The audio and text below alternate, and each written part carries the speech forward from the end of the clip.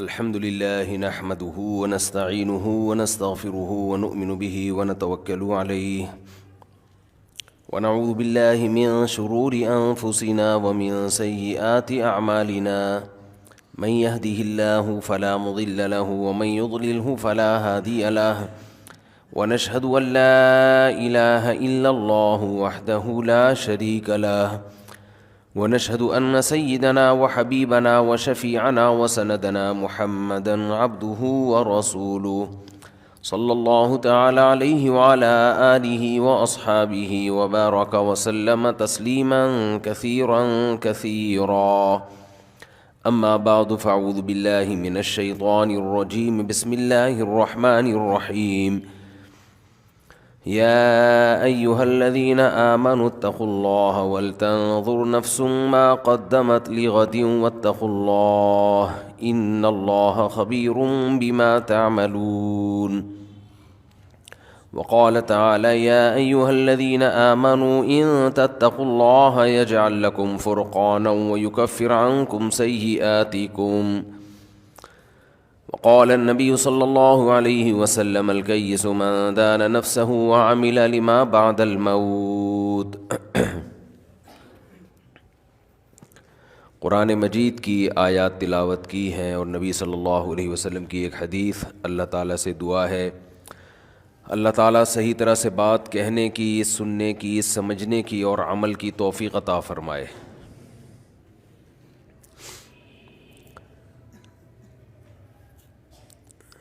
یا ایھا الذین آمنوا ان تتقوا اللہ یجعل لکم فرقانا. اے ایمان والو، اگر تم اللہ سے ڈرو گے تو اللہ تمہارے اندر فرقان پیدا کر دے گا. فرقان کا مطلب کیا ہے؟ فرق کرنے والا. فرق کرنے والا. فرقان مبالغہ کا صیغہ ہے، بہترین طریقے سے فرق کرنے والا.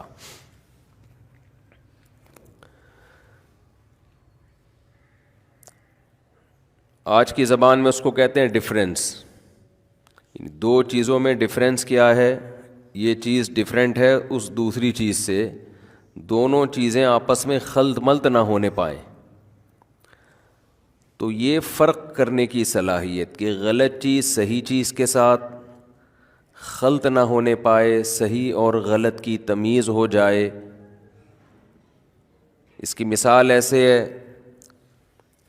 جیسے جو لوگ کباڑ کے کام کے ماہر ہوتے ہیں، لوہے کے کام کر رہے ہوتے ہیں، وہ چاندی، پیتل، سونا، تانبا ان چیزوں میں فوراً فرق کر لیتے ہیں. ایک عام آدمی کے سامنے اگر آپ کیلیں رکھیں، مکس ہو چکی ہوں وہ، تو کم از کم میرے جیسا آدمی فرق نہیں کر سکتا کہ اس میں سونے کی کیل کون سی ہے، چاندی کی کون سی ہے، اور اس میں تانبا کون سا ہے. چاندی کا تو شاید تھوڑا فرق کر لیں ہم، لیکن تانبا، پیتل اور سونے میں کم از کم میں فرق نہیں کر سکتا. لیکن جو سونے کو جانتے ہیں، تانبے کو جانتے ہیں، پیتل کو جانتے ہیں، وہ فوراً فرق کر لیں گے کہ بھئی شکلیں سب کی ایک جیسی ہیں، لیکن یہ پیتل ہے، یہ تانبا ہے اور یہ سونا ہے. تو خوب سمجھ لیں، ہم جب زندگی گزارتے ہیں تو انسان کی پوری زندگی صحیح عمل اور غلط عمل کے بیچ میں گھومتی ہے. جیسے قرآن میں ہے نا فَأَلْهَمَهَا فُجُورَهَا وَتَقْوَاهَا. اللہ فرماتے ہیں ہم نے انسان کو برائی کی رہنمائی بھی کی اور اچھائی کی رہنمائی بھی کی. اچھا کام بھی کرتا ہے، برا کام بھی کرتا ہے. جانور کچھ بھی نہیں کرتے، نہ اچھا نہ برا. جو کر رہے ہوتے ہیں وہ نہ اچھا کہلایا جا سکتا ہے اور نہ برا، وہ تو آٹومیٹیکلی بس کر رہے ہیں. انسان جو بھی کر رہا ہے اچھا بھی کرتا ہے، برا بھی کرتا ہے. تو اس زمانے میں سب سے بڑی آزمائش انسان کے لیے ہے کہ وہ یہ پہچانے کہ اچھا کیا ہے، برا کیا ہے. اس میں بہت مسٹیک ہو رہی ہے، بہت غلطیاں ہو رہی ہیں.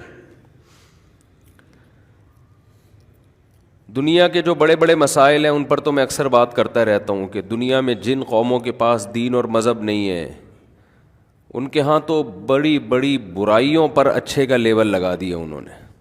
نشہ بھی حلال، زنا بھی حلال، ہومو سیکشولیٹی بھی حلال، بوڑھے ماں باپ کو اولڈ ہاؤس میں جمع کرنا بھی حلال. وہ تو اتنا بگڑ گئے کہ وہ تو پورا کانسیپٹ ہی چینج ہو کے رہ گیا.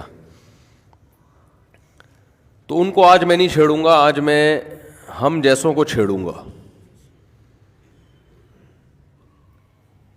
ہمارے ہاں الگ قسم کے مسائل ہیں. ہمارے ہاں بھی بڑا مشکل ہے یہ سمجھنا اچھا کیا ہے اور برا کیا ہے. برائی پہ اچھائی کا لیبل لگا کے ڈٹ جاتے ہیں. شیطان ورغلاتا ہے، اس پہ قرآن و سنت کا لیبل لگا دیتے ہیں. کیونکہ جس کا یہ دعویٰ ہے کہ میں اسلام کو مانتا ہوں، ظاہر ہے وہ کبھی قرآن و سنت کے خلاف بات نہیں کرے گا وہ. لیکن اس میں گڑبڑ کیا ہوتی ہے؟ شیطان نے جب کسی برائی کو سوسائٹی میں پروموٹ کرنا ہوتا ہے، پھیلانا ہوتا ہے، تو شیطان دلائل کے انبار بھی لگا دیتے. وہ قرآن و سنت کے دلائل بھی لے آئے گا. وہ آپ کو لگ رہے ہوں گے، حقیقت میں وہ قرآن کا مفہوم نہیں ہوگا.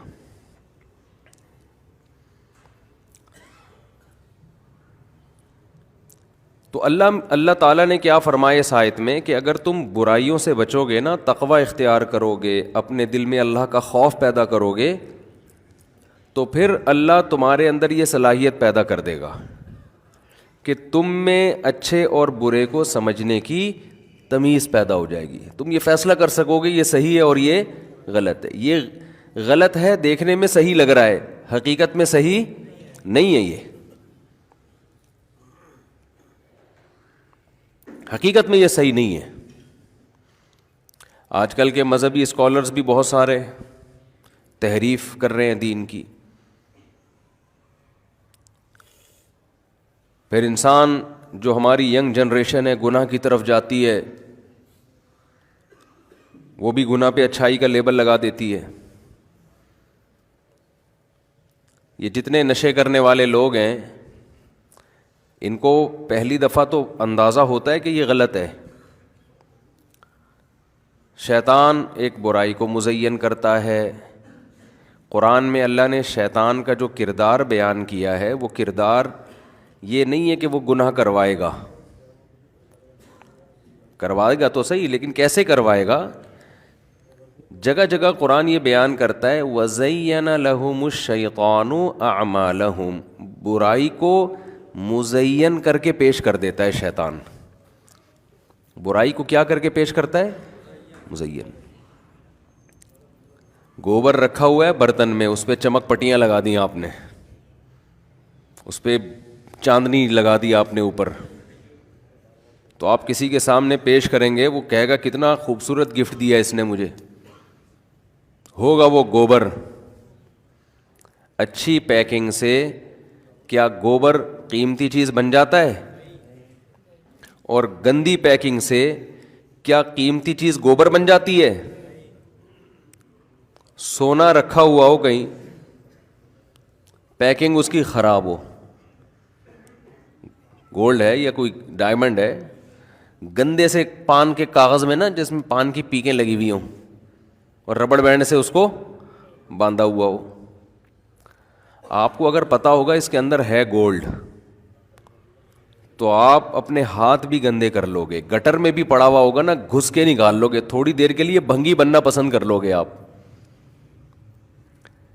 وہاں چونکہ معاملہ ہے دنیا کا، آخرت کا معاملہ نہیں ہے. جہاں دنیا کا معاملہ آتا ہے انسان ڈیڑھ ہوشیار ہو جاتا ہے. وہ پیکنگ کو نہیں دیکھتا. پیکنگ کو جب دیکھتا ہے جب اس کو اندر کا پتہ ہی نہ ہو کہ اندر ہے کیا. لیکن اگر اس کو اندر کا پتہ ہے تو کبھی بھی پیکنگ سے متاثر نہیں ہوتا. یہ جو 2 نمبر اود آتے ہیں نا، ان کی پیکنگ بڑی اچھی ہوتی ہے. 1 نمبر اود کی پیکنگ اچھی نہیں ہوتی، ایسی سادہ بوتل میں ڈال کے دے رہے ہوتے ہیں. ان کو پتہ ہوتا ہے کہ جو 1 نمبر اود کو جاننے والے لوگ ہیں نا وہ پیکنگ پہ نہیں دلائے گا، وہ سونگ کے پتہ لگا لیتے ہیں کہ 1 نمبر ہے 2 نمبر ہے. جو بیوقوف لوگ ہوتے ہیں وہ اود کی پیکنگ دیکھتے ہیں، یار کیا شاندار پیکنگ ہے، اس نے پیکنگ پہ خرچہ اس لیے اتنا کیا ہے کہ اندر مال 2 نمبر ہے. سمجھتے ہو کہ نہیں سمجھتے؟ تو الو کسی اور کو بنایا کرو. مجھے بہت بنا رہے ہوتے ہیں لوگ الو کہ 1 نمبر ہے، 100% 1 نمبر ہے. آپ نہیں بنا رہے ہوتے، آپ کے علاوہ کی بات کر رہا ہوں، آپ کیوں گھبرا رہے ہو یار؟ تو یہ نہ بولیں 1 نمبر ہے، بولیں مسعود ہے، یہ بول دیں 1 نمبر 1 نمبر کی اتنی کیوں قسمیں اٹھا رہے ہو بھائی؟ گناہ ملتا ہے اس سے. تو پیکنگ کو دیکھ کے، جب کہ آپ کو پتا ہے کہ اندر مال ٹھیک نہیں ہے، ہاں اندر بھی مال ٹھیک ہے تو پھر پیکنگ بھی اچھی ہے تو پھر نور لنا نور. تو شیطان کا جتنا بھی فوکس ہے وہ پیکنگ پہ ہوتا ہے. وہ کس پہ ہوتا ہے؟ گندی چیز کو پیش کیسے کرتا ہے؟ خوبصورت پیکنگ میں. اور یہ کہتا ہے یہ خصوصی پیکج صرف آپ کے لیے. یہ خصوصی پیکج کس کے لیے؟ صرف آپ کے لیے. تو دنیا کے معاملے میں انسان شیطان کی پیکنگ سے متاثر نہیں ہوتا. سونا کوئی گندے کاغذ میں لپیٹ کے دے دے گا، آپ کو پتہ ہے سونا ہے، آپ لے لیں گے اس کو.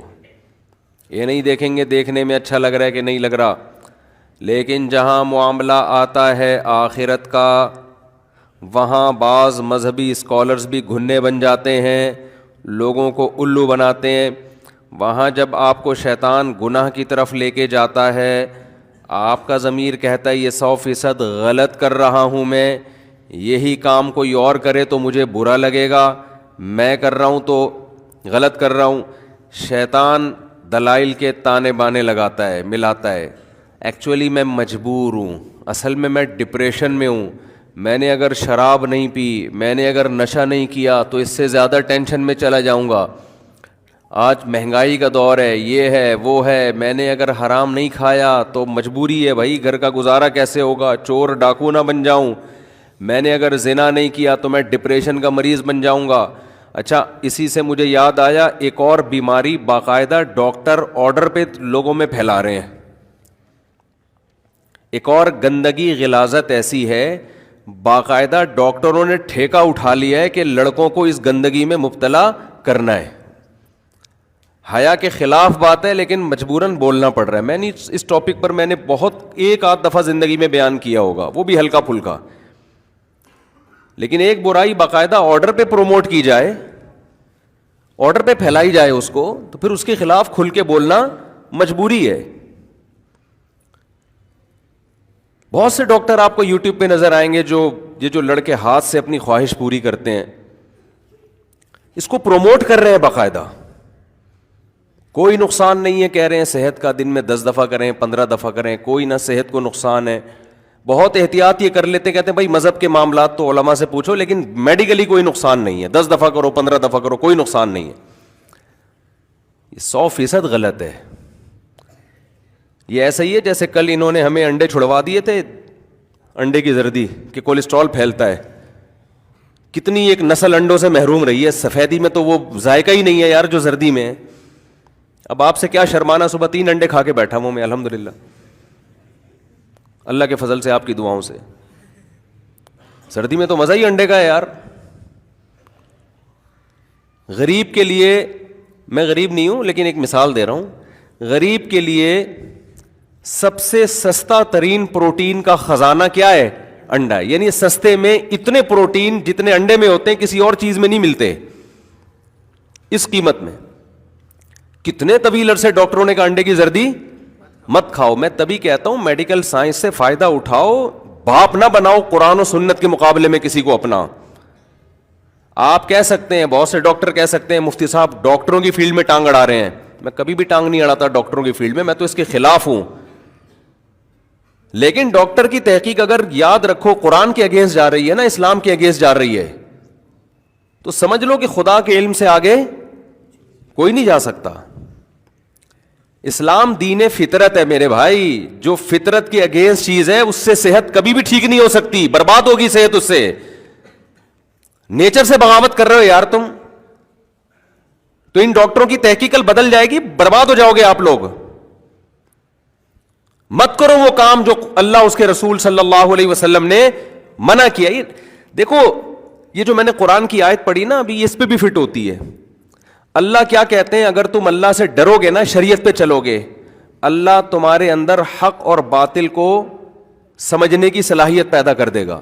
ڈاکٹر میڈیکل سائنس پڑھ رہا ہے، اسلام پہ نہیں چل رہا، اس لیے اس کی عقل اس کو غلط گائیڈ کرتی ہے. میں ان ڈاکٹروں سے پوچھتا ہوں جو ہاتھ سے اپنی خواہش پوری کرنا، ماسٹربیشن کہا جاتا ہے جس کو، اس کو پروموٹ کر رہے ہیں. آپ اگر فزیکلی نقصان دیکھ رہے ہو کہ بھئی جو لڑکا دن میں 10 دفعہ بھی کرتا ہے، کوئی خون کی کمی نہیں ہوئی، کوئی کمزوری نہیں ہوئی، تو فزیکلی اس طرح کا نقصان تو لڑکوں سے بدفعلی کرنے میں بھی نہیں ہے.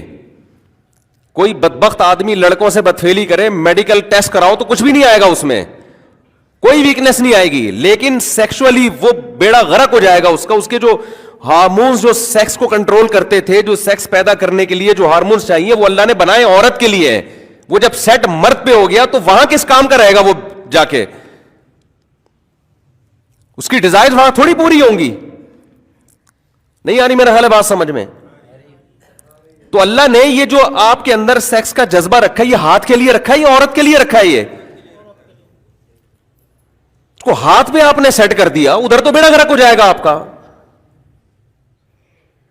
یہ پورا ایک پروسیس ہے قدرتی. اس میں کہیں بھی آپ قدرت سے لڑنے کی کوشش کرو گے تو قدرت آپ سے انتقام لے گی. پورا ایک پروسیس ہے یہ. نیچر کے خلاف تم لوگوں کو چلا رہے ہو یار، اور بولو 10 دفعہ بھی کرو کوئی نقصان نہیں ہے.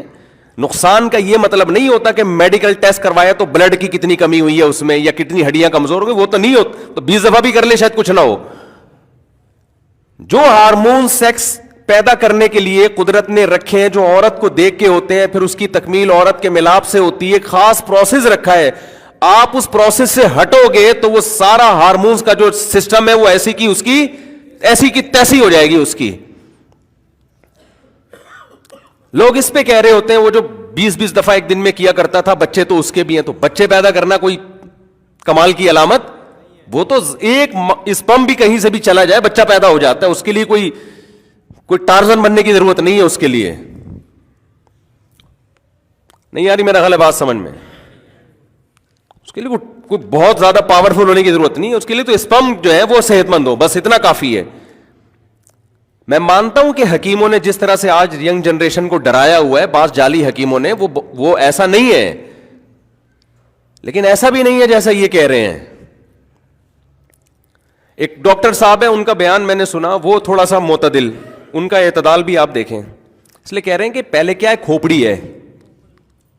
ہمارے حضرت فرمایا کرتے تھے اللہ جتنا علم دے نا اس سے 10 گنا زیادہ کھوپڑی ہوگی تو وہ علم کارآمد ہوگا، ورنہ وہی علم بیڑا غرق کرنے کا ذریعہ بن جائے گا. جتنا علم ہے کھوپڑی اس سے زیادہ ہونی چاہیے آپ کے پاس، عقل اس سے زیادہ ہونی چاہیے. ایک صاحب مجھے کہنے لگے ڈاکٹر کہتے ہیں یہ ہاتھ سے خواہش پوری کرنے کا کوئی نقصان نہیں. میں نے کہا وسیم جو لڑکوں کے عادی ہے نا، کوئی وسیم بھائی کو اللہ نہ کرے کوئی وسیم بھائی بیٹھے ہو بھائی، میں تو ایک کردار کے طور پہ بیان کرتا ہوں، کسی کو لڑکوں کی عادت پڑ جائے تو میڈیکلی تو اس کا بھی کوئی جو نقصان یہ بتا رہے ہیں وہ بھی نہیں ہے، کوئی نقصان ہے. تبھی تو پوری دنیا میں یہ لا پاس ہو گیا کہ لڑکا لڑکے سے سرے کوئی اعتراض نہیں ہے. اگر میڈیکلی نقصان ہوتا تو اقوام متحدہ WHO اس میں رکاوٹ ڈالتا نا.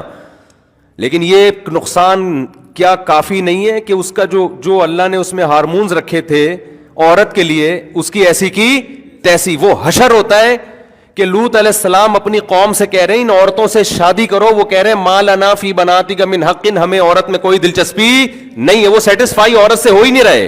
ہاتھ چلانے والے کا بھی یہی انجام ہوتا ہے، کر تو سب کچھ لے گا وہ، جو اللہ نے اس کو لذت عورت میں رکھنی تھی، بیوی سے جو اس کو محبت ہونی تھی، ایک پورا ایک پروسیس رکھا تھا نا کہ پہلے اس کے دل میں یہ خیال آئیں گے، پھر یہ ملاپ ہوگا، پھر اس انتہا پہ جا کے یہ ڈسچارج ہوگا. وہ سارا سیٹ اپ کیا ہو گیا؟ تباہ و برباد ہو گیا اس کا. اور یہ جو ہے ہاتھ چلانے والے لوگ ہیں ان میں اعتدال بھی نہیں ہوتا، کیونکہ سیٹسفائی نہیں ہو رہے نا وہ. اللہ نے آپ کے اندر ایک نیچر رکھی ہے کہ آپ کے عورت کو دیکھ کے خیال آتا ہے، بیوی کو دیکھ کے خیال آتا ہے، پھر آپ اس کے قریب جاتے ہیں، پھر ایک پورا پروسیس ہے، اس کے بعد آپ ڈسچارج ہوتے ہیں تو مکمل آپ کو ایک دماغی سکون ملتا ہے. اس کے بعد جلدی خواہش پیدا نہیں ہوتی.